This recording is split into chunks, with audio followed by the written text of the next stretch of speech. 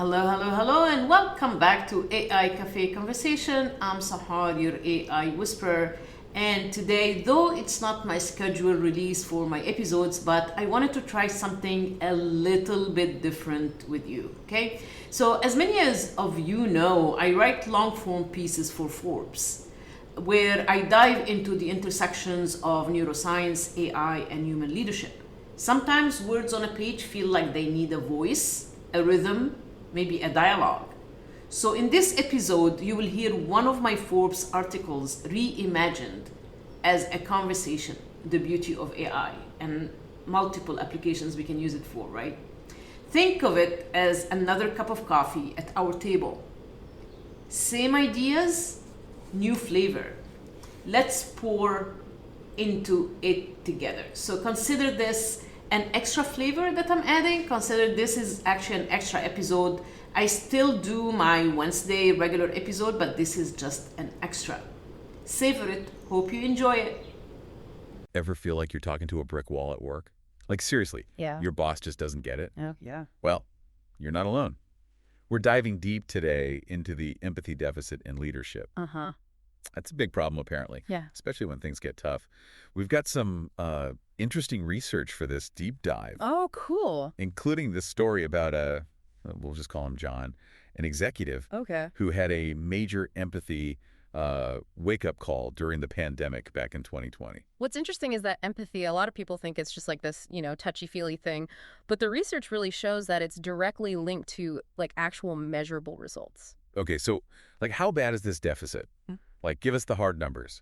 Well, Gallup, they did a study and found that only 24% of employees strongly agree that their leaders actually care about their well-being. Wow. Yeah, it's a pretty stark statistic. Thanks. Basically, there's a big disconnect between what leaders think they're doing, like how much empathy they think they're showing and how their employees actually feel. So it's not just about like being nice. It's about creating a workplace where people feel seen, heard, all that. Exactly. And when that's missing, it really can hurt a company. I mean, we're talking like decreased productivity, people leaving, higher turnover, Right. hard to find good people to work there, all sorts of problems. The Center for Creative Leadership, they've done some great work on this.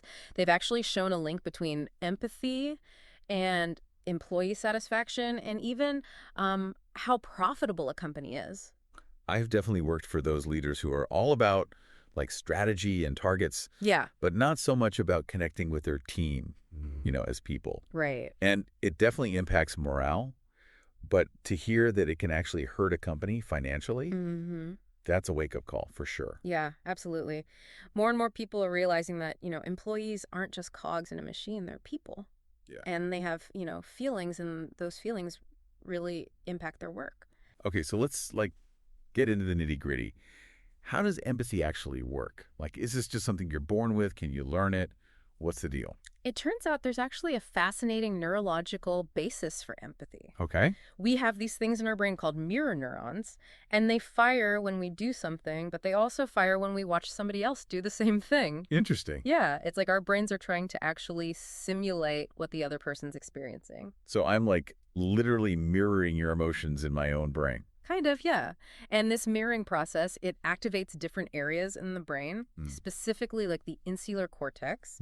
And that helps us like be aware of our own emotions, and it helps us understand other people's feelings. So it's not just like mimicking expressions, it's like actually tapping into like what's behind them. Yeah, exactly. Okay, so how does that then like translate into, say, a stronger bond with your team at work? That's where oxytocin comes in. This is a hormone that gets released when we experience empathy.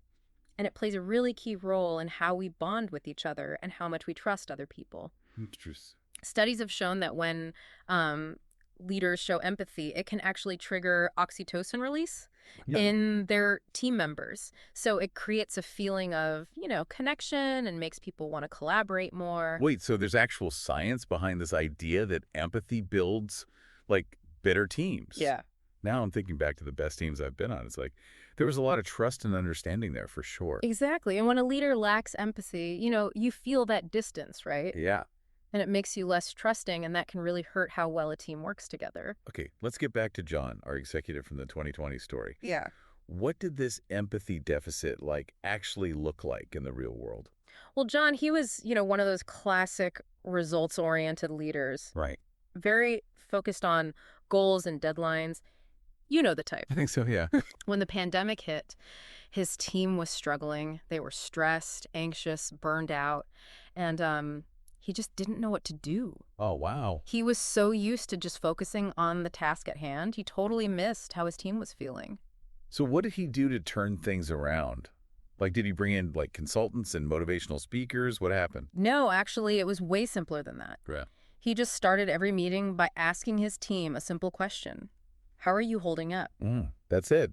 Just asking a question. Yeah, that's all it took. Yeah. But it made a huge difference. Like, he was acknowledging that things were tough. Yeah. And it gave his team a chance to share how they were doing.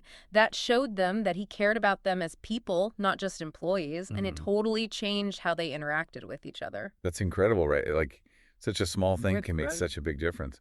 I think we often forget, to just take a moment to, like, connect as people. Yeah. Before we jump right into business. Absolutely. And the crazy thing is, John's team actually started performing better after he started, being more empathetic. Like, their productivity went up, engagement increased, even customer satisfaction scores got better. Wow. Yeah, so it's a win-win, right?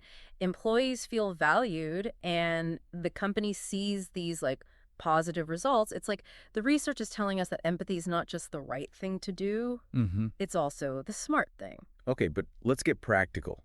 What can our listeners actually do to, become more empathetic? Well, the sources we looked at, they actually have some really good strategies. And the good news is they're all things you can start doing right away. Okay, good. Active listening is a big one. I'll admit, that's one I struggle with sometimes. No, yeah. Like, I get so caught up in what I'm going to say next that I totally miss, like, what the other person's really trying to tell me. Yeah, that's a really common challenge. But Yeah. active listening, it goes beyond just hearing the words. Like you're paying attention to the emotions behind them. Right. You notice their tone of voice, you look at their body language, and you really try to understand things from their perspective. So, like, putting aside my own thoughts and focusing on what they're saying and how they're feeling. Exactly. Sometimes it even helps to like repeat back what you heard just to make sure you're on the same page. Oh, yeah. It shows that you're really paying attention and that you care about understanding what they're saying. What about vulnerability? Oh, yeah. The research mentioned that too, but that feels kind of risky, Yeah. especially at work. It can be for sure, but it's also really powerful when leaders are willing to share, their own struggles. It makes it safe for others to do the same. Yeah, that makes sense. And it breaks down those walls and just lets people connect. It's leading by example, showing it's okay to not be okay. Yeah. I can see how that builds trust. Yeah. What else should we add to our, like, empathy toolkit? Don't underestimate, like, just regular check-ins. Just asking, how are you? And, like, really meaning it can make a huge difference. I think, yeah, we just get so busy and we forget to just check in with each other sometimes. Exactly. And it doesn't have to be a long, drawn-out thing. Just a quick, how are you doing, shows that you care. Okay, what about those times when things are really rough? Like, crisis level tough. That's when empathy is like the most important. When people are scared or stressed, their brains basically go into that fight or flight mode. Oh, yeah. Like that amygdala, it's the part of our brain that handles, fear and all that. Yeah. It takes over and it's hard to think clearly. Oh, I've been there, like totally hijacked by my emotions. So how does empathy actually help in those situations? Leaders who can stay calm and offer support and just be understanding during a crisis, that can help their teams get through it. And it's important to realize that everybody reacts to stress differently. That's true. And that's okay. It's about meeting people where they are and offering support, like flexibility, resources, or just listening. So it's not about pretending like everything's fine. It's about acknowledging that things are hard. You're right. And helping people cope. That makes a lot of sense. Exactly. Like imagine an employee's dealing with a family emergency. An empathetic leader might offer them, to change their hours or maybe lighten their workload. Yeah. It's about finding ways to help them without, sacrificing the goals. Are there any examples in the research of, like, real leaders showing empathy during a crisis? Oh, yeah.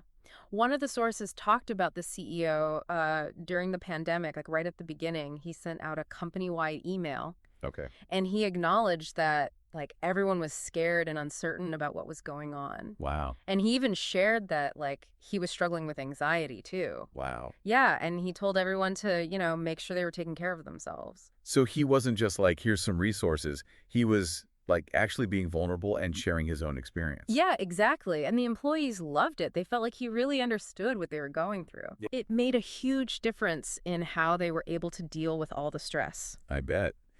It sounds like the research is really saying that during a crisis, empathy is essential. It really is. It's how you build resilience, how you create trust, and it's how you get through tough times. Okay, so we've covered a lot of ground here.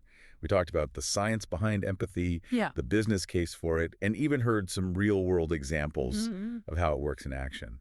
So, what's the big takeaway? What do we want our listeners to walk away with? Well, I think the most important thing to remember is that empathy is a skill, Okay. not a personality trait.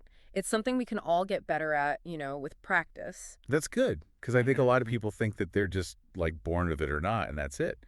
But the research is saying that's not true. Right. We can all learn to be more empathetic, and like we said before, the benefits are huge, not just at work, Yeah. but in our personal lives too. So let's say somebody's listening to this, and they're like, all right, I get it. Empathy is important. Yeah. But how do I actually, do it? Hmm. Where do they start? Start small. Next time you talk to someone, like a coworker, a friend, whoever, take a minute to really tune in to what they're saying and how they're feeling. Ask them, how are you really doing? Mm-hmm. And then just listen. Don't interrupt. Don't judge. Don't try to fix anything. Just listen to understand. Like what we talked about with active listening. Yeah, exactly. Put your own thoughts aside for a minute and just focus on their experience. It's not as hard as it sounds. No, I like Yeah. that. It feels doable. It is. And you might be surprised, how much of a difference it makes for them and for you. This has been a really interesting deep dive. It's definitely made me realize I have a lot more to learn about empathy, but I also feel like I have some, real tools now to start actually using it more. That's great to hear. And, remember, it's a journey. We're not going to be perfect at it all the time. But the important thing is to keep learning and keep trying to, connect with people. I love that. And on that note, I want to leave our listeners with this. Think about a time when you felt truly understood by someone. How did it make you feel? What did they do or say that made you feel seen and heard? And then, hold on to that feeling and let it inspire you to be that kind of person for others. Because the world can be a pretty tough place sometimes. And empathy, it's like that bridge that connects us. It helps us get through it together. So thanks for joining us on this deep dive into empathy. Until next time, keep learning, keep growing, and keep connecting. This was today's Cafe Chat, born from my Forbes writing and transformed into dialogue about the empathy deficit in leadership. I had loved to know what stirred something inside of you. What question did it leave you holding? And what truth did it press against? If it resonated, share this episode with someone who might need it and let me know your thought. Show me some love, okay? Subscribe, share, like, comment. You can always reach me through my LinkedIn profile on my site. Look for Sahar Andrade, or you can email me at sahar@saharconsulting.com. I always love to hear from you. And remember, every week I will be back here with you for a deeper conversation every Wednesday, one cup at a time. Until then, stay present, stay human, and stay awake. Love you all till we meet on the next episode.